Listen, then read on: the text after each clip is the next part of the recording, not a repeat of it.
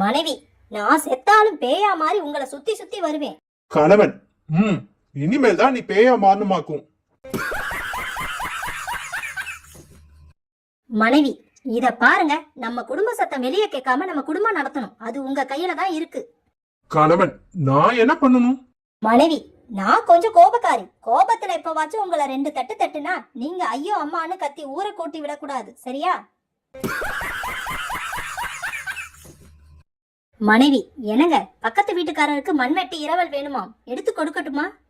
கணவன், தாராளமா கொடு. ஆனா அது அவங்க வீட்டு மண்வெட்டி தான் அவன் கண்டுபிடிக்கிறதுக்கு முன்னாடி திரும்ப வாங்கிடு.